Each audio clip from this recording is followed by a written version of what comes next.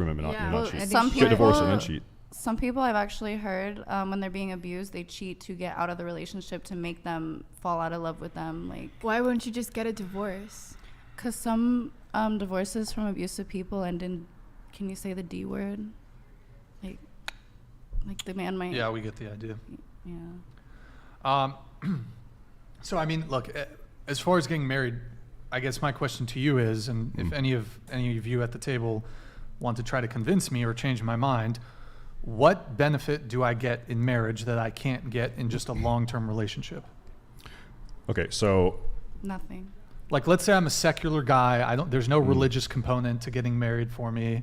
What is the benefit? Or even if I am religious, I don't want to make it a religious argument. Let's keep it a secular argument. What benefit do I get by being married that I can't get out of a long-term relationship? I think the best answer I can give you is, I mean, there's like tangibles and intangibles. I'll try to give you some tangibles because the intangibles are a little bit more loosey-goosey. Every single stat we have suggests that people that get married, they live 2 years longer on average. They make money. You make more money if you're married. There's been a lot of longitudinal happiness indexes suggesting people that are married are happier. I don't know if that same data has been gathered for people that are just cohabitating long term. We know that people that are married have better, happier, more successful children. I don't know about that compared to cohabitation though. But yeah, wouldn't that be, you're saying people who are married are faring better in all these different ways, but wouldn't that just be comparing it to the general population? Well, it would be general population and people that are cohabitating. But maybe you're right. But it would. We don't have the one-to-one. I don't think we have a one-to-one. As far as I know, we don't have the data for people that are cohabitating, just because there's not so many of those. Yeah. I don't know. But like from personal experience, you're kind of right. I've noticed like married couples are happier, and then people who've been together a while but don't get married, like it's not as happy of a relationship or secure as a marriage. I fail to see what the difference would be. Like if take a girl that I'm in a 7-year relationship with, or maybe let's say 3-year relationship, and then it continues. You have 2 different paths, right? One, it continues. One, it is a marriage. What changes? Also, I think like besides the ceremony. I think deep down subconsciously, I'll talk about the intangibles now. I think that knowing that you have sworn a legal lifelong oath of fidelity, a contract with this person, reduces the chances that you'll break up over some stupid argument. Well, I think it increases your longevity as a relationship.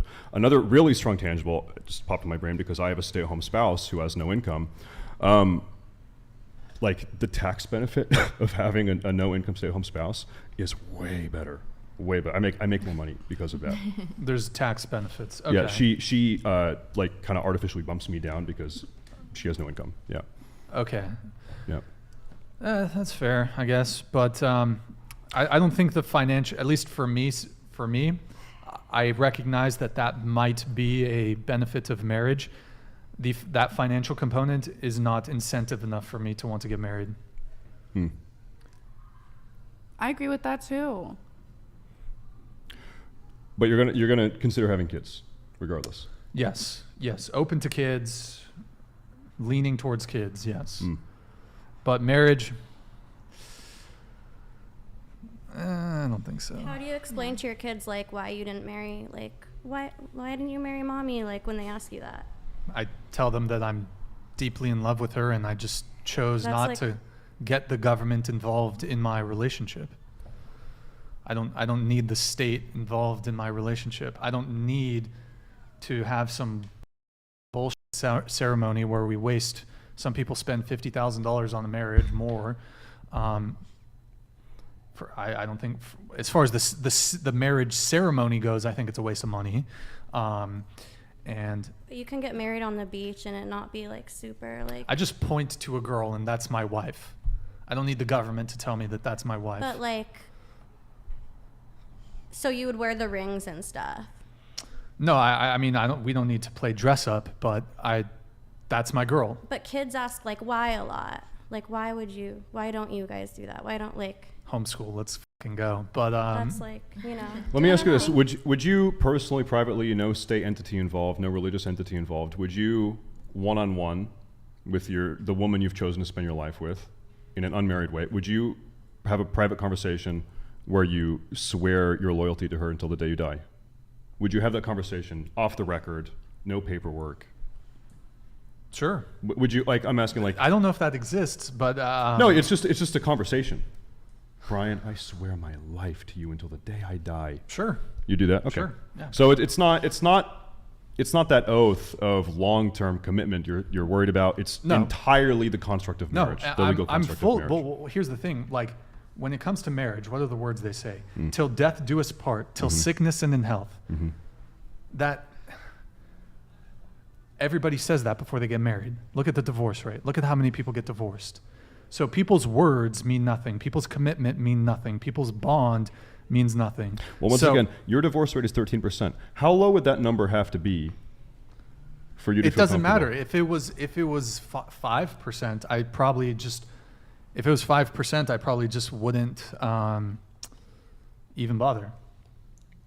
1%. It's just not the financial risk is just not worth it. See, because look. My thing is that I'm a businessman. You know I'm a quoting Tupac here. You know I'm a businessman because you find me at my place as a business. And so I'm not gonna sign a contract with someone who is rewarded for breaking it. I don't sign contracts that don't benefit me. Well, I mean, it does. I'm trying to give you a number. Like I probably make like people are going to do the math. I make a lot more money per year by being married. It bumps me down significantly into another tax bracket. Make a lot of money. And so I guess you could do the math. You could average that yearly extra income that gets padded as a result of my marriage, single household income. Average that out. We're going to be married 50, 60 years until one of us dies. Okay, how much would I lose if we got divorced? You do that comparison. Divorce rate is 13%, but I'm probably smarter than most people, so maybe it's even lower than that. Alimony 10%. If I'm at Vegas, I bet on getting married. That's right. I put my money on marriage. That's totally fine, and maybe we've done the calculus a little bit differently. And at the end of the day, for me, it's just not worth the risk. I don't need the state. I don't need the government involved with my love life. It's just if we were in traditional times, if we were in times where, broadly speaking, society respected marriage, there's also no societal what's the term? There's no shame to be divorced. So there's no social pressure for people to stay married, really. In fact, people are like really quick to just be like, just get divorced, whatever. But the other thing is just, and also with the court system, men are so disadvantaged in the family court system. There's bias against men in the family court system. And look, I've heard from countless men who have just been dragged, I don't know, what's the saying, dragged across the coals? I don't know, but who have just been destroyed in marriage. Yeah. And even if that's a minority of people that get married, I know we had some disagreements perhaps on the actual, I think 50% is the total number, but then yes, if you break it down, like first time marriages, it's a bit lower. And then you made a like same race thing, that's even lower. I'd have to look at that, but I'll take your word for it for the sake of the conversation. It's just even that smaller percentage chance, it's just not worth it. To you? Yes, to me. Okay. Look, I'm not prepared to take on the financial risk of marriage. And again, I don't need the government involved in my thing. I don't want to be dragged through court and have to pay for her attorney and then fucking go in front of a judge, and then it's just not worth it. But I would like to move on a little bit, but let's come back to the marriage a little later on in the conversation. Yeah, no doubt. So, okay, let's get some super chats here. We have, oh man, the super chats are brutal tonight. All right, ratings, the girl starting from Pink Dress 6775576. Yo, Puffy Vegas, thank you, man, appreciate it. Okay, we have, hold it, the chat is roasting tonight. Okay. Let's see here. Okay, I had one question. Let's see. Yeah, I don't know. Did any of you girls want to weigh in on the marriage? I know we were talking there for a little bit, the marriage stuff. I think if you're going to be with someone forever, be with them forever. So get married? I just think that since you are choosing a long-term relationship rather than marriage, it allows for a bigger area for your wife to leave you or for you to leave your wife. I think that marriage adds security to a relationship. It's just, okay, like, I'm a high earner. So if I marry a woman who's not, and Is that what you want though? well, not necessarily, because I don't really care about a woman's finances, but it is something I have to consider if I am potentially marrying a woman who doesn't make money, that like, bro, I'm gonna get f***ed financially. So, yo, Alvin, thank you. Oh shit, I haven't seen him in a while. $200. Stay safe. You need to get over the premise that marriage is commitment. It's not. It's financial security for the wife who stopped working to fulfill her domestic duties. Marriage is strictly wealth transfer. Let me tell you this. I think probably the key foundational axiomatic issue we have in our society in the Western world, America, Western Europe, is the absolute deterioration and degenerate rot that has taken place in the family unit. The traditional man, woman, raising children, happy household family unit is the key foundation to a healthy culture, to a healthy society. And every single problem you see right now, drug addiction, violent crime, mass shootings, all of this stuff, there's one thing in common. All of these people come from single parent households. If you want to fix culture, if you want to fix our country, if you want to fix the Western world, you need to fix marriage. So if you want to talk about getting rid of no-fault divorce, I'm with you. But to act like a stay-at-home spouse or wife does nothing, and all of them are only doing it to steal money from men. Listen, as a man who's married, you are in the service of your wife. You have to be. And the woman who's engaged in that relationship, she is in the service of the husband. Only that type of symbiotic, mutualistic, you need relationships like this to keep society operating. The second you have a breakdown of family units like this, you end up where we are right now. Well, I definitely agree with you that yes, there's a breakdown of the family unit. I mean, just my pushback on that is you can have a family, two-parent household, but not be married. You can, yep. I think the odds of long-term success are lower. Perhaps, but I don't think marriage is. You can have a partner for your whole life, have a kid, have the nuclear family, just not be married. Let me ask you this. If no-fault divorce was overturned tomorrow, would you be more eager to get married? Could I still potentially be on the hook for alimony? No, honestly, I'm kind of like, if you get rid of no-fault divorce, then like there's probably a risk that people are going to just lie about fault. Yeah, no, sure. So that's a concern.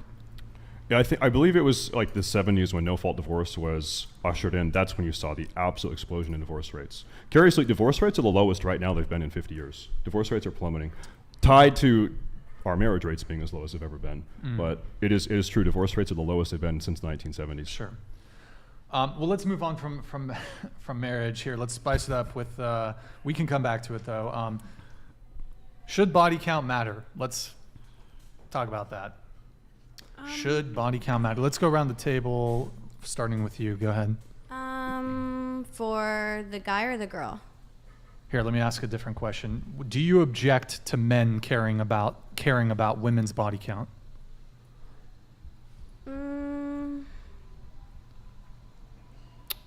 That I don't know.